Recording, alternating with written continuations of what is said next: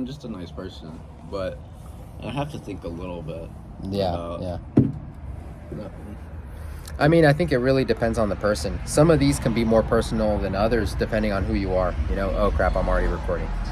Well, anyway, we're just going to leave that part in. We are here with my cousin Dani. We've known each other since birth.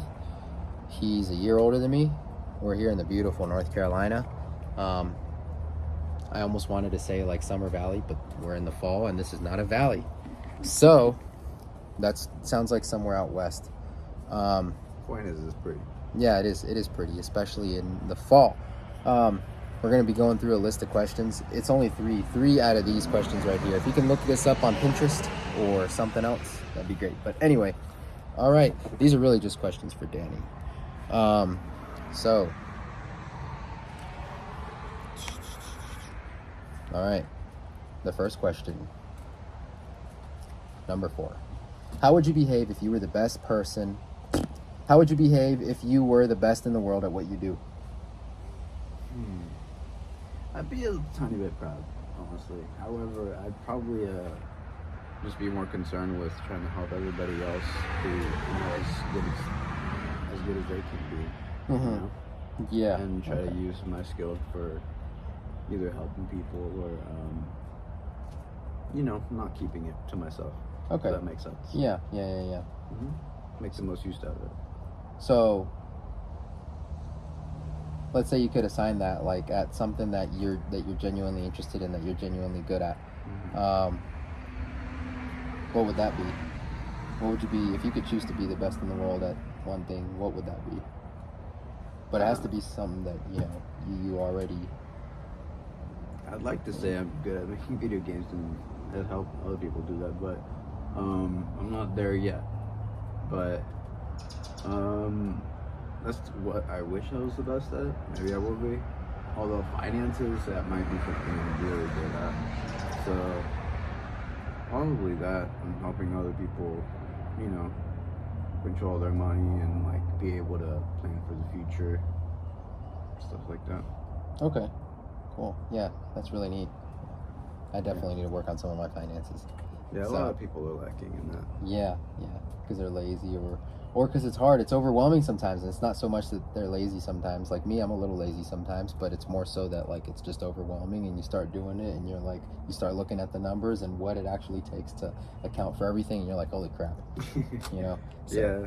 Well, I mean, there's some accountability, but also it's just that's not the first thing on everybody's mind. Some people are busy. Some people have kids. They don't have really time to sit down and figure everything out. Some people are just better with numbers. Some people are better with kids. Some people are better physically or physically capable. Yeah.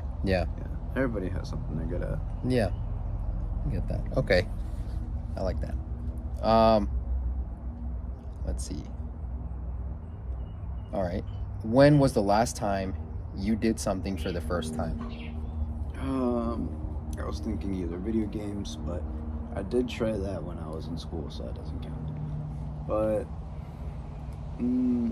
probably painting a car. Yeah. Really? Okay.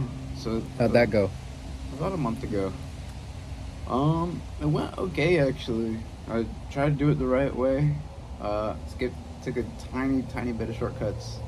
But overall, it's turning out okay. I have to do the final step, but I'd say I'm doing an okay job for kind of skipping a few, like 1 step or 2 out of 10. Okay, so you haven't finished it yet?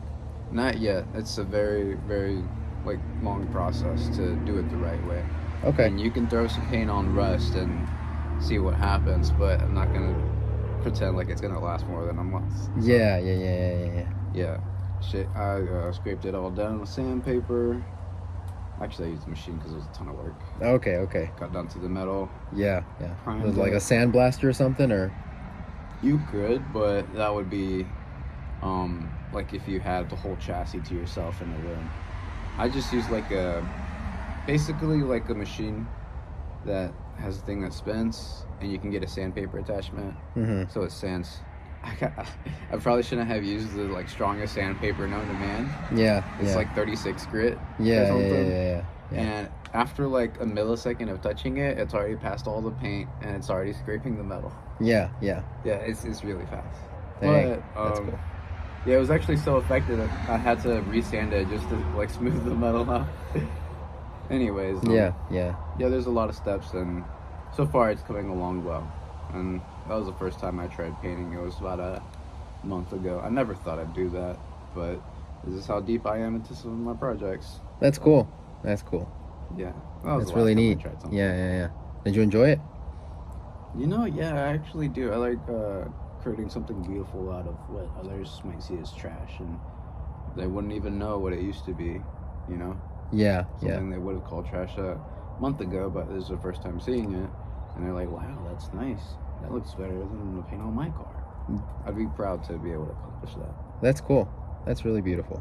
Mhm. Honestly, like taking something that others might see as ugly and turning it into something beautiful, and maybe even like blowing away people's expectations. You know, Oh yeah. having people react to that, being like, "Whoa!" But also for you, like a sense of accomplishment. You know, I don't know, the symbolism there. It's really cool. It's really pretty. You know. And you know how I am with old cars. Yeah. Yeah, especially old sports cars. Yeah. That's cool. Mhm. That's cool. Yeah, I'd say it's probably one of my dreams right there. Okay. Saving a lot of old sports cars. Yeah. Just driving away. Yeah. I But like yeah, that. I take pride in that. It's fun accomplishing something. That's cool. That's really neat. So for the last question,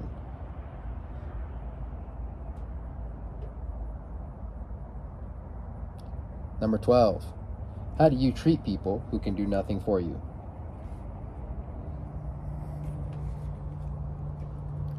Part of me wants to see it as like people who won't do anything for me.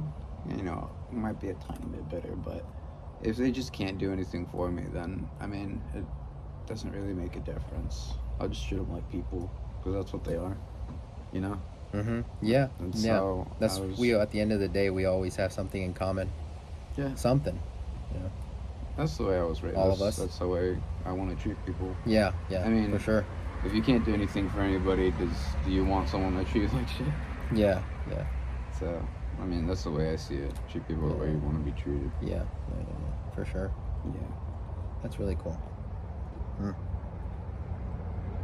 And it like teaches you a lot of things too. Like it teaches you things about teaches you about yourself and maybe what you can and can't tolerate, but also like hopefully it teaches them something too. Yeah. I think it sets a precedent to just treat people with respect in general. Yeah. And that That's should good. be normalized. That should be the case for everyone. Yeah. you know? And I think setting that precedent is a good thing. Yeah. That's good. I like that. That's a nice answer. Well, this has been 3 questions with Dani Deal, or that white Mexican. Yeah. All right. It's your boy Cheeseball here. Hit that notification bell. Wait, I'm doing that out of order. Okay, so like, comment, and subscribe. Hit that notification bell on your way out the door. Let us know what you think in the comment section below. If there's anything we need to change, or if you have any suggestions, put that in the comment section below. All right. Peace.